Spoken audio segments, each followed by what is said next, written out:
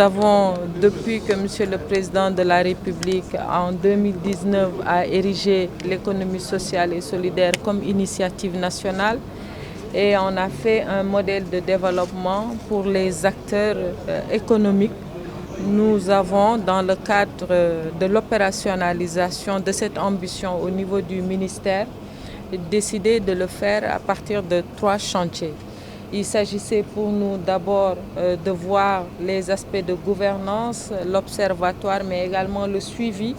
Il s'agissait ensuite de structurer et d'organiser le tissu des acteurs de l'économie sociale et solidaire. Il fallait également avoir une politique de promotion et de développement de l'économie sociale et solidaire. Tout cela a été décliné d'abord par la lettre de politique sectorielle et de développement du ministère dans son axe économie sociale et solidaire, qui a conduit à la loi d'orientation relative à l'économie sociale et solidaire et son décret d'application y afférent. Donc une fois que le cadre réglementaire était bien établi, en donnant ce qu'était l'économie sociale et solidaire, quels sont les acteurs qui étaient concernés, mais quels devaient être également le profil, les critères, mais surtout les avantages liés à ce statut d'acteur économie sociale et solidaire. Il nous fallait maintenant vulgariser les textes législatifs et réglementaires, mais surtout que les acteurs eux-mêmes puissent se l'approprier. C'est pourquoi nous avons mis en place une plateforme numérique, puisque nous avions estimé qu'il fallait dématérialiser cette procédure afin de permettre à l'ensemble des acteurs, quel que soit le lieu où ils se trouvent, de pouvoir accéder à tous ces avantages et innovations que le président Macky Sall mettait à la disposition des acteurs. Nous avons, dans ce cadre-là, mis en place ce que nous appelons la plateforme numérique Sen-Label ESS Silabok pour montrer le caractère inclusif. Et il s'agissait pour nous aujourd'hui donc,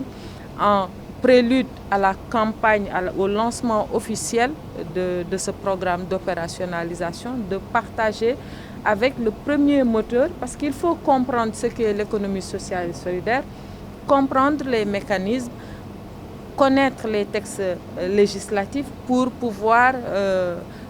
juger de sa transparence, de son équité, mais surtout de son efficacité. L'enjeu premier de la plateforme numérique Sen-Label ESS, partant de la vision de l'économie sociale et solidaire, c'est que dorénavant, tous les acteurs, quel que soit le statut que vous avez, vous pourrez d'abord être canalisé, encadré par l'État dans le cadre de l'amélioration de votre statut. Vous pouvez être un acteur informel, avoir votre page sur la plateforme, et cette plateforme vous accompagne à vous formaliser, à avoir un registre de commerce, à avoir un INEA. Ensuite,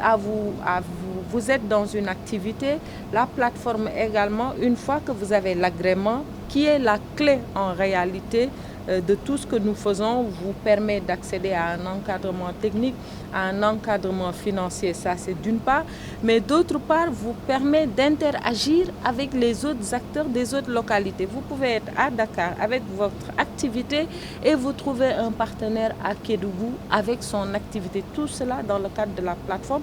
Cela nous sert également